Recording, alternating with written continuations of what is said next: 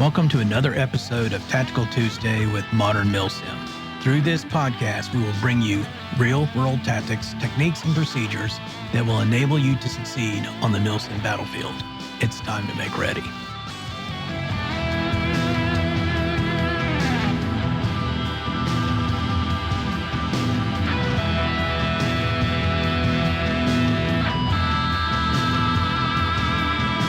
Hello, and welcome to episode 25 of Tactical Tuesday with Modern Milsim. I'm your host, Craig White. As always, thank you for being here. Now, today we're going to discuss principles, tenets, and techniques common to CQB room clearing methods.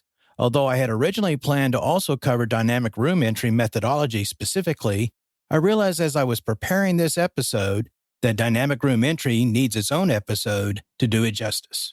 For that reason, I'm going to defer covering dynamic room entry TTPs to a future episode of this podcast. Some of you probably know the tactical training adage that goes something like this: you must crawl before you walk and walk before you run. What this means is that entry team members must learn, then practice CQB TTPs at a slower pace until each member understands the basics of them. This is the crawl stage. This is typically performed by the entry team walking through the basic TTPs without weapons to get a beginning familiarity with implementing them in the field. Once the entry team members become comfortable with CQB TTPs, they will practice them while improving their flow and while engaging paper targets. This is the walk stage. And when I say improve their flow, I am talking about the entry team members improving their ability to move smoothly together to engage targets on the move and to improve the overall cohesion of the entry team. Eventually, the entry team will apply CQB TTPs against an opposing force or OPFOR at full speed to get the team used to the stresses of clearing rooms. This is the run phase. CQB combat is complex with many differing TTPs. Learning them is a continuum. They are also a perishable skill set. As such, to maintain their effectiveness, entry teams need to regularly practice their CQB SOPs, tactics, techniques, and procedures. Now, be aware that this series of episodes is intended to provide a more basic understanding of CQB TTPs. A more detailed explanation of these tactics, techniques, and procedures can be found in From Insertion to Extraction, Advanced Milsim CQB Tactics, Techniques, and Procedures, now available at Amazon.com. So with that in mind, let's get to it. First, let's talk about basic room clearing decision-making. CQB is a thinking man's game that requires entry team members to constantly think in 3 dimensions while simultaneously assaulting complex buildings and structures. In so doing, the team must recognize favorable threat angles against the enemy as well as potential threat angles against the entry team.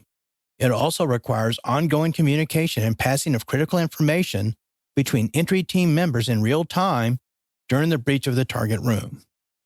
Entry team leaders must make reasonable decisions based on the information available to them at the time. When time is of the essence, entry team leaders typically do not have the luxury of waiting for a clear picture of what is contained in the target room before making a decision to breach it. As a result, entry team leaders and members should keep in mind the following principles. First, keep room clearing procedures as simple as possible. Keeping procedures simple prevents confusion and allows quicker reinforcement of the tactic, technique, and procedure through repeated training. Make muscle memory your friend. Number 2, entry team members need to focus on clearing individual rooms one at a time. Do not move to adjacent rooms until the initial target room is cleared. Number 3, entry team leaders should decide which room clearing method to use based on information currently available to them. Issues for consideration include, but are not limited to, whether the target room is known to be occupied by enemy forces, the number and composition of enemy forces, whether the target room contains an objective, whether the target room is fortified, whether the target room or its contents represent key or critical terrain, the location of entry points into the target room, the number and location of additional doorways or windows into the room, also known as threat axes, and the security provided to the entry team by nearby friendly forces. Number 4, entry team members must fully commit to and act on the team leader's decisions. Second-guessing the entry team leader's decisions will likely get the entire entry team eliminated. Once a decision is made by the entry team leader, the entry team must execute on that decision. Number 5, the entry team must maintain coordination and communications during the breach of the target room. Communication, even if unspoken between entry team members, is critical to a successful breach. Depending on the experience of the entry team, such communications can be verbal or nonverbal signals. We'll talk about that later in this episode.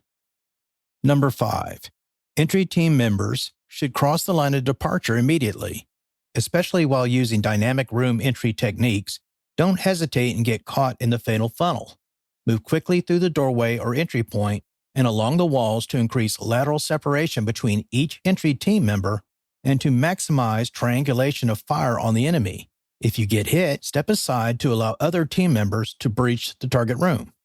Number 6, entry team members should expect enemy contact. While clearing any danger area, entry team members should always expect close contact with the enemy and be ready to engage sane.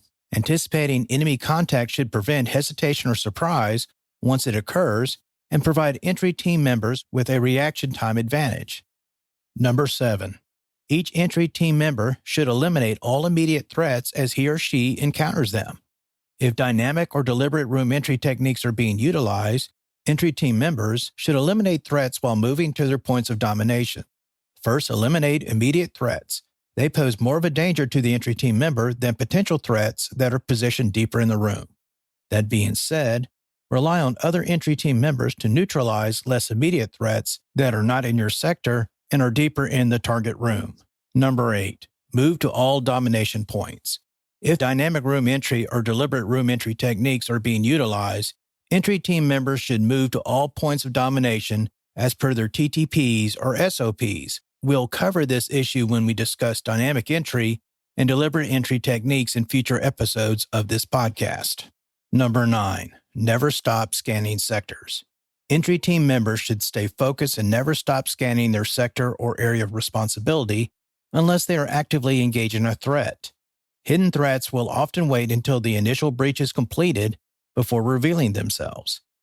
Keep in mind that potential threats may be represented by open doors leading into the target room, unidentified individuals in the target room, and obstacles that cannot be cleared visually from the entry member's current position. If such a potential threat exists, provide security for the rest of the entry team by covering it with your weapon. Number 10, check your condition. On command of all clear, each entry team member should check both their condition and the condition of other entry team members before reorganizing back into the stack. Entry team members should also make sure that they monitor their ammunition use. When in doubt, reload. Now next, I want to talk about CQB priorities of work. Priority of work in CQB means what tasks have priority over others. Threats must be addressed according to the following priority of work. The first priority of work is actual observed threats. Entry team members must first neutralize all immediate threats starting with the nearest one and then moving out, i.e., near to far. The second priority of work is civilians and potential threats.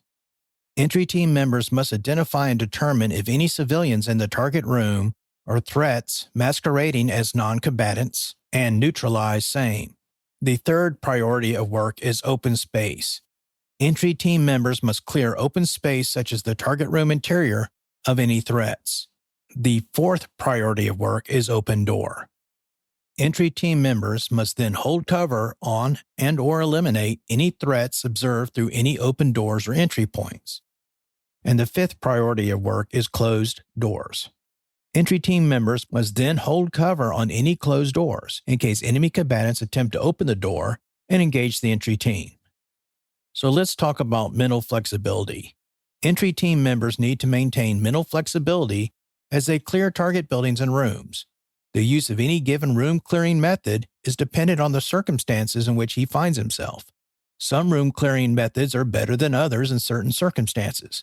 For example, dynamic entry room clearing is better for hostage rescue, whereas limited penetration or limp pin is not.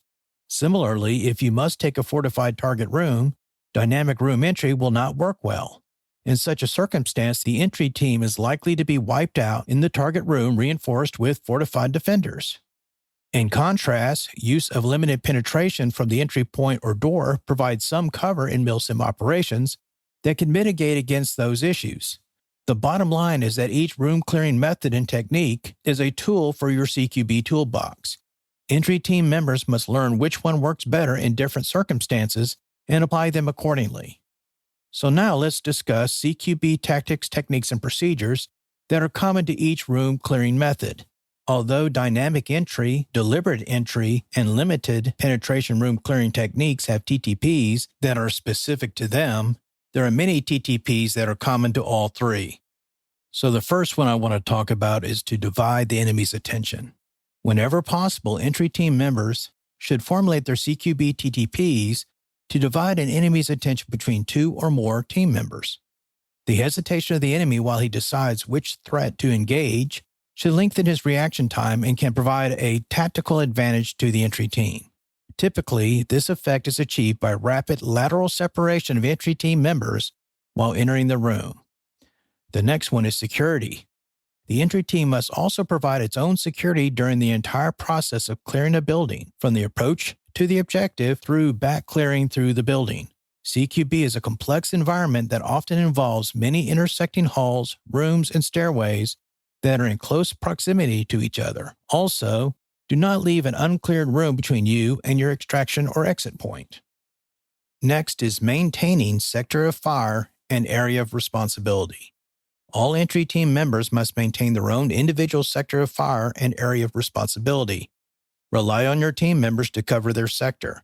As a general rule, each member of the entry team should initially scan from the outside edge of his or her sector and toward the center of it to make sure that no enemy combatants slip through. So let's talk about scanning. Each entry team member needs to constantly scan his or her sector and area of responsibility for enemy threats. And then we have collapsing sectors. Collapsing sectors means that you progressively scan through your sector until you reach the muzzle of the entry team members to each side of you. This ensures that each entry team member is providing interlinking fields of fire with the team members next to him or her. So now let's talk about controlling the distance to threats. Whether the entry team utilizes a dynamic room entry, deliberate room entry, or limited penetration room entry techniques to secure the target room, it must still maintain distance to threats in the room. Unless he is searching an enemy player, the entry team member should maintain at least a 6 to 10 foot distance from him or her. This is critical for the following reasons.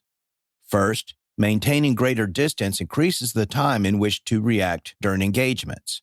Second, maintaining greater distance increases your options regarding cover and alternative means of exercising control over the target room. Third, distance avoids weapon retention issues. 4. Distance also helps to prevent masking or blocking of other team members' fields of fire. 5th, distance helps to avoid fratricide resulting from overpenetration into the target room. 6th, distance also promotes target acquisition and discrimination because areas of responsibility and sectors of fire remain clear. 7th, distance also helps to facilitate efforts to contain high-value targets or HVTs in the room and to prevent their escape. And then finally, 8th, distance helps to lessen the chance that enemy combatants in the room will be able to employ melee weapons such as knives.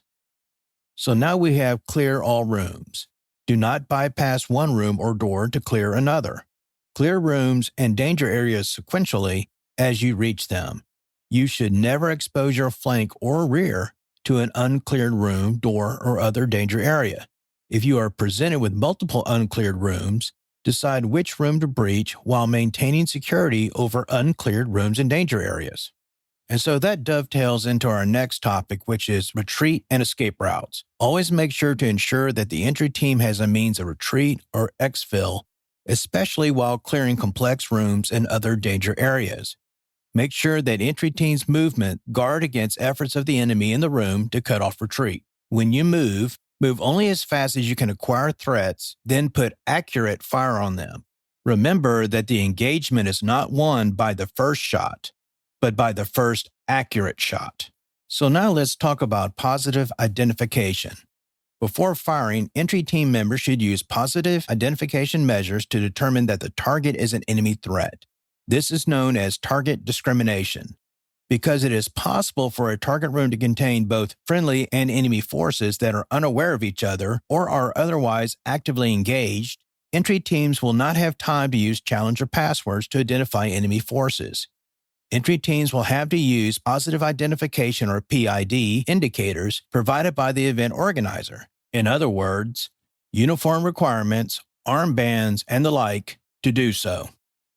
Now, one of the main tenets of CQB is to eliminate all threats as you encounter them. With the exception of limited penetration room clearing method, eliminate all immediate threats as you encounter them while moving. There is no point in checking your near corner if an enemy is just inside the door. All target engagement must be done on the move and/or in cover as circumstances dictate, depending on the room clearing method used by the entry team. Do not stop in the door or entry point. As you move through the entryway, eliminate any immediate threats that your line of fire passes over. That being said, do not make a point of engaging an enemy that your line of fire does not cross. Stick to your sector and area of responsibility as you move into the room. In other words, shoot them as you see them. Whatever you do, do not stop in the fatal funnel to engage the enemy. Doing so will likely prevent the rest of the entry team from breaching the target room and providing support. Another thing that is important to firing on the move is to assume proper positioning. Keep your body balanced in a slight fighter's crouch in order to maintain a stable firing position while moving. Keep your eyes above your gun sights until you are ready to fire. This opens up your field of view and promotes situational awareness. Make sure your eyes and weapon are covering the same sector and area of responsibility for your position in the stack. Failure to do so can result in the loss of the entire entry team. Entry team members must also position themselves so that they can breach the room without striking the door frame or other obstacles. This is especially important for the second man. Second man needs to already be in position when he gives the go signal to point man. He must be ready and able to move with the point man immediately after the go signal is given. So let's talk about noise discipline and jump checks. As much as possible, secure loose items such as BBs, magazines, carabiners, slings, and radios so that they do not jingle, rub against each other, or otherwise make noise. Entry team members should do a jump check prior to hitting the target building to make sure everything in their kit is well secured. The last thing the entry team needs is to produce noise while they move. It will telegraph the entry team's position and intentions to the enemy way before it approaches the room. Moving quietly and suddenly appearing in the room puts you inside the enemy's OODA loop and increases your chances of success. In a similar fashion, entry team members need to leave flashlights and lasers off until they actually breach the target room. Indiscriminate use of lights and lasers will also give the entry team's position away to the enemy. White light also destroys natural night vision. Use of night vision goggles or night optical devices is recommended so long as its infrared light is off. Entry team members also need to be aware that the use of lights behind other members of the team will silhouette them. Now, another common technique to both dynamic and deliberate room entry is the standoff distance when breaching doorways. When stacking up outside the target room, entry team members, especially the point man, should position themselves so that they will not be exposed to fire from within the target room when the door is open. Stacking a few feet back from the entry point will narrow and/or eliminate the gap through which the stack can be hit by fire and/or grenades coming out from the target room. In other words, you're diminishing your angles of exposure. It is the timing and sequencing of entry team members hitting the room that matters, not the proximity to the door. Now, please note that standoff distance from the entry point is not readily applicable to entry teams utilizing limited penetration room entry techniques. If you are using dynamic or deliberate room entry techniques, do not crowd the entry point before the breach. You can unnecessarily expose yourself to potential enemy fire from within the target room before you actually enter it. So finally, let's talk about CQB communication. Communication is critically important to those engaging in CQB operations. The ability of entry team members to communicate information clearly and decisively will significantly impact the team's ability to flow smoothly. Poor communications can cause an entry team member to hesitate or otherwise interfere with the movement of other team members. Although basic communication procedures, including the use of radios and hand signals, were addressed extensively in Episode 4 of this podcast, the following commands and pro words are frequently used by entry teams in a CQB environment. So the first command is status. This is a command from the entry team leader for its members to declare their physical status and/or whether their sectors and areas of responsibility are clear. The response to status is clear. This is a response given by entry team members that their sector and area of responsibility is clear. And then there is all clear or room clear. This is the entry team leader's report that the room is completely clear. So the next command is dominate. This is a command from the entry team leader for point and/or second men, depending on entry team TTPs, to move along sidewalls to positions of dominance in the room. This command can be used to order individual team members to move to a position of dominance. For example, point man dominate or second man dominate. So the next pro word is coming out. This means that Allied troops are coming out of the room. Similarly, last man out is the announcement made by the last entry team member leaving the room.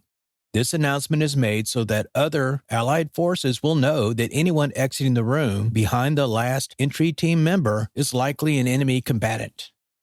So then there is come out, which is a response to the pro word coming out, that it is safe to exit the room. The pro word coming in means there are Allied forces coming into the room. The response to coming in is come in, which means it is safe to enter the room.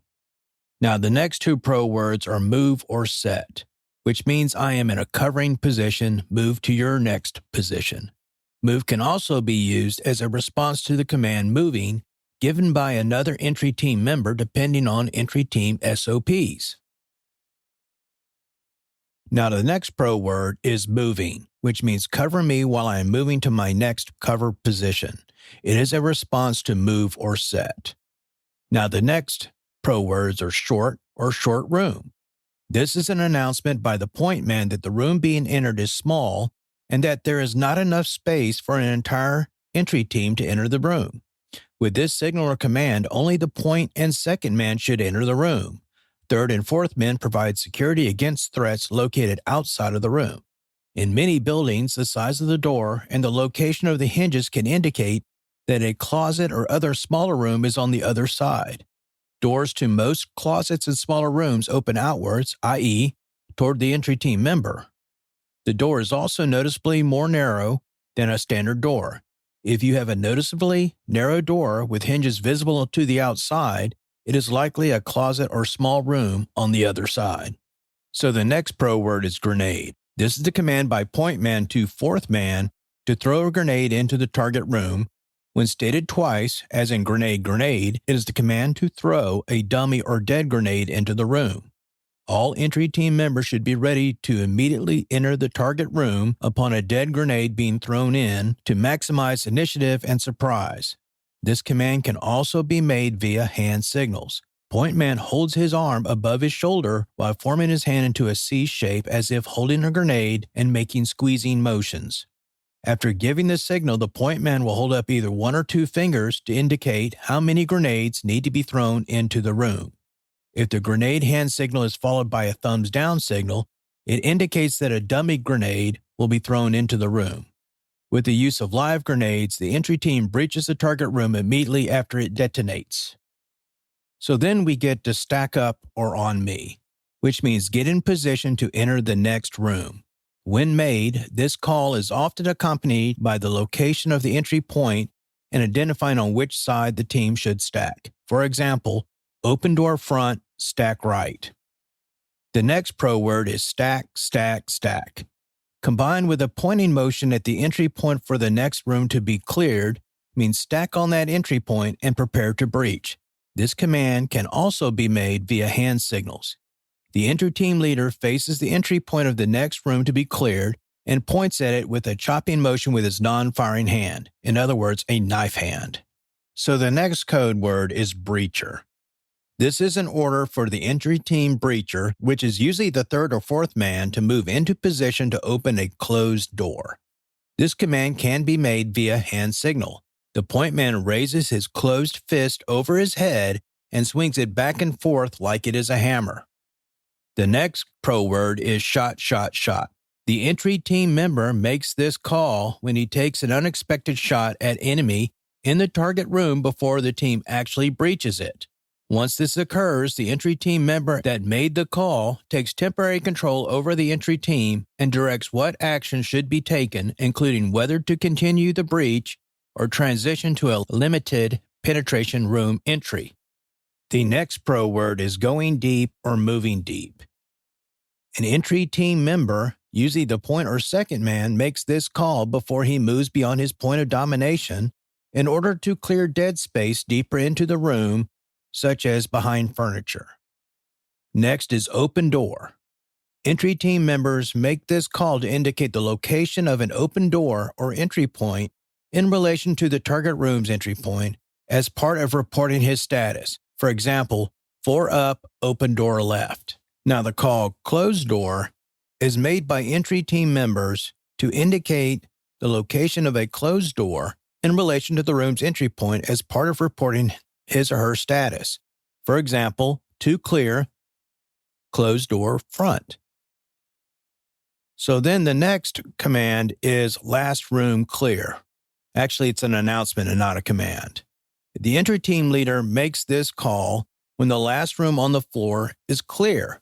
This signal also serves as the command for the entry team to back clear to the access point to the next floor to be cleared. And then we have building clear. Entry team leaders make this call when the entry team has cleared the entire building. So now we're getting on to a few other terms here. The next one is stoppage. An entry team member makes this call when his or her weapon is malfunctioning or down. Winchester out means the entry team member's weapon has run dry on ammo. Now the next call is check. Entry team member makes this call when he wishes to reload his weapon. Other entry team members need to respond to this command with go or OK to confirm the announcing entry team member can reload. Back in means that the entry team member has cleared a weapon malfunction or has reloaded his weapon. And then there is hold. This command is given by entry team members for the formation to stop movement for any reason, such as an entry team member is reloading, a medic is reviving a team member, and so on and so on. Now, in addition to verbal signals, there are also nonverbal. Entry teams should formulate and incorporate a limited number of nonverbal signal TTPs operating procedures.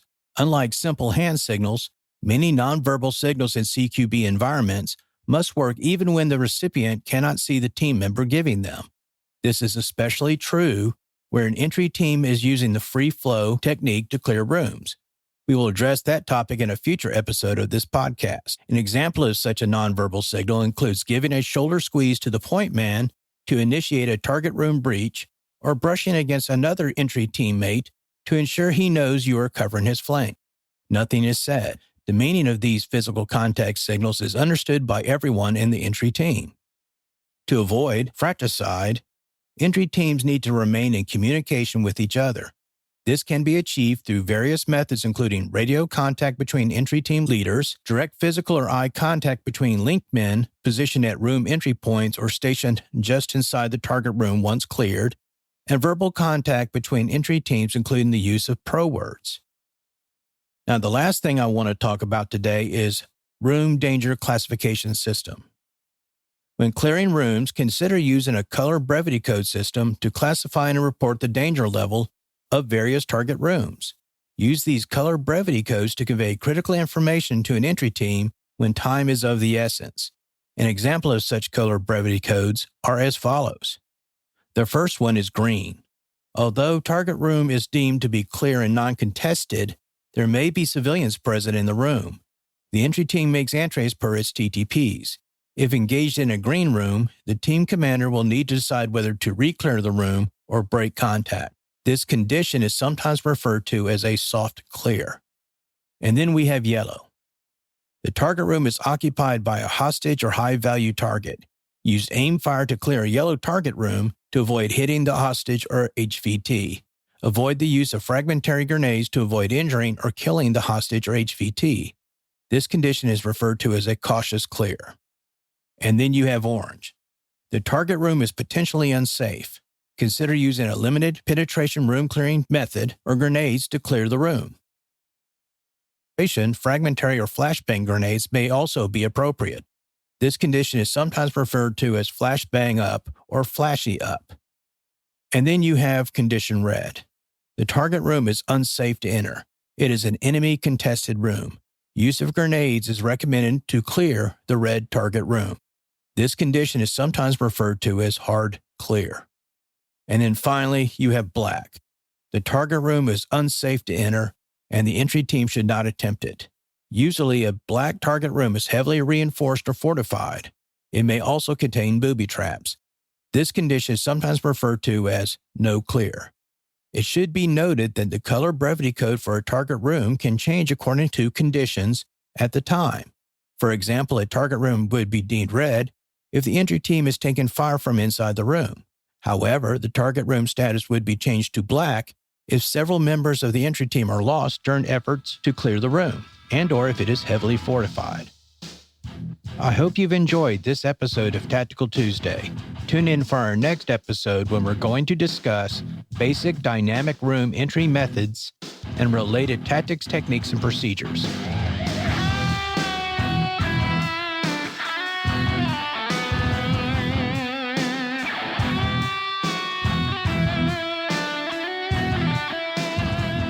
To our listeners out there, thank you for tuning in, and I look forward to providing you with new episodes every 2 weeks. If you like what you're hearing on this podcast, please subscribe and provide us with a review. We want to know what you like and how we can improve. You can also contact us on our Facebook page at facebook.com/Modern Milsim with any suggestions you may have. In our next episode of Tactical Tuesday, we will discuss basic dynamic room entry methods and related tactics, techniques, and procedures. If you want to know more about application of real-world tactics, techniques, and procedures to Milsim, please check out From Alpha to Omega, a Milsim tactical primer and training manual, as well as From Insertion to Extraction, Advanced Milsim CQB Tactics, Techniques, and Procedures. Both books are available at Amazon.com. As always, thank you for your support, and I'll see you at our next installment of Tactical Tuesday.